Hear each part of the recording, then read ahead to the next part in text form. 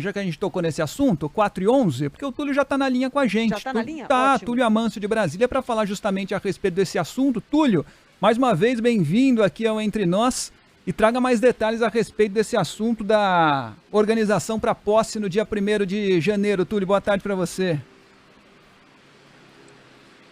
Oi, Fábio, boa tarde. Sempre um prazer falar contigo. Boa tarde também para a Adriana e para quem está com a gente aqui na Band FM.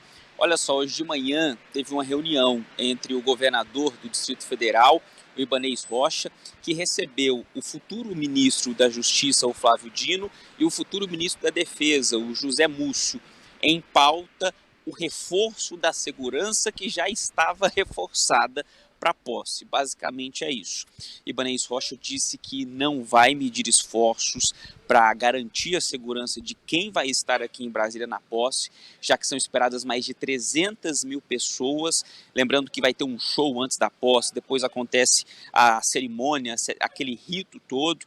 Depois tem mais show que deve varar à noite, começo da madrugada. Então há uma preocupação muito forte com isso.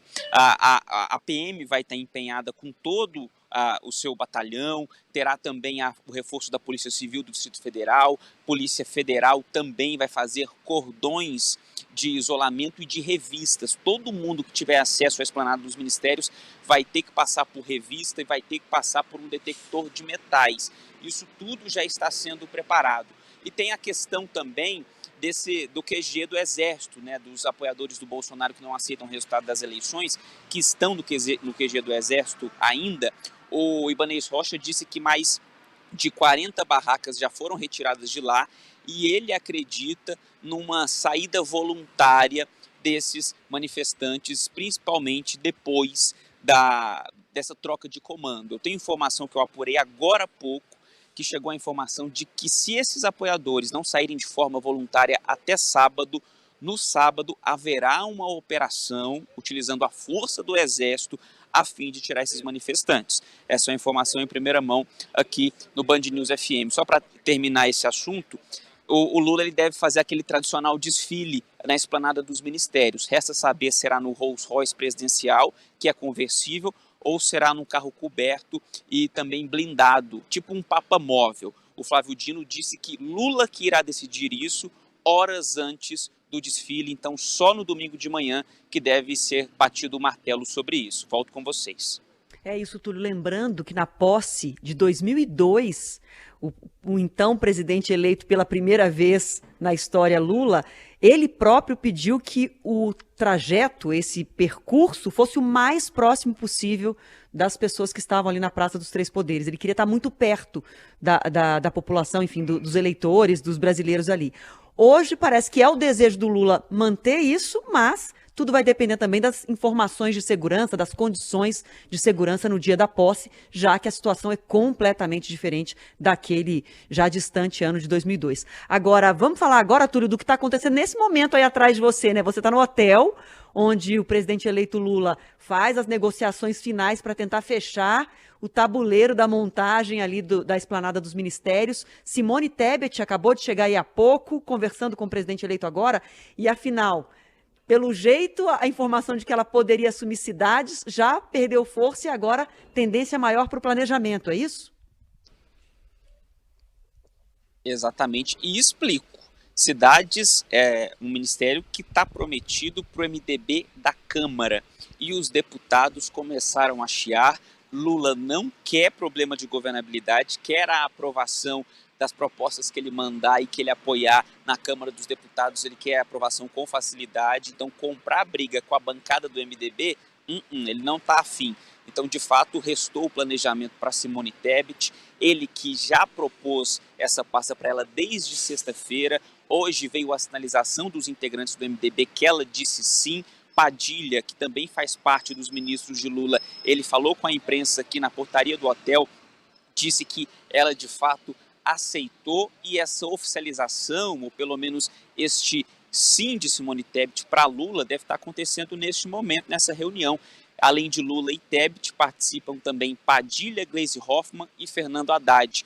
Então vai ser essa tríade aí, composta por Alckmin, Haddad e Tebet, que deve tocar a economia de Lula, porque atualmente a gente tem o Ministério da Economia chefiado por Paulo Guedes. O Ministério da Economia vai se tornar 3 agora, vai ser dividido entre Fazenda, que fica com Haddad, a Indústria e Comércio com Geraldo Alckmin, vice que também será ministro, e Simone Tebet, que deve ficar com o planejamento.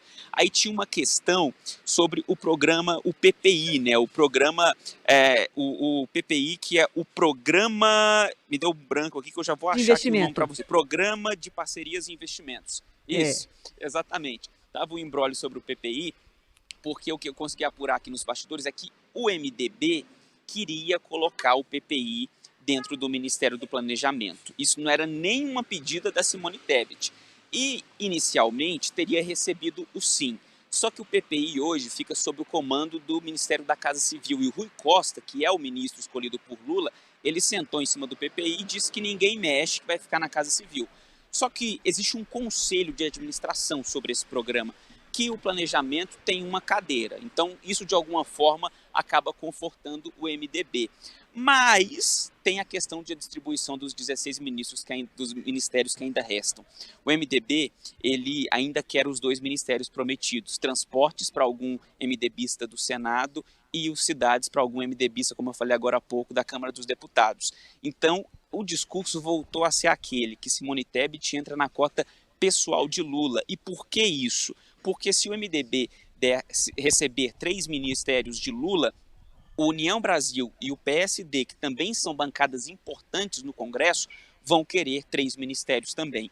E, por enquanto, Lula trabalha com a possibilidade de dar 2 ministérios para cada um deles, para MDB, para PSD e para a União Brasil, e Simone Tebet nessa história aí de cota pessoal, que não está colando muito bem, e vamos ver como que o Lula vai fazer essa costura, esse drible em cima dos outros partidos do Centrão, para dar 2 ministérios para cada um, 3 para o MDB na prática, viu, Adriano e Fábio? É isso, Simone Tebet com PPI ou sem PPI, as próximas horas vão dizer. Agora, alguma expectativa de anúncio ainda hoje? Porque o presidente eleito Lula havia dito que até terça-feira poderia concluir, mas pelo jeito não, né, Túlio? Vai arrastar mais um pouquinho.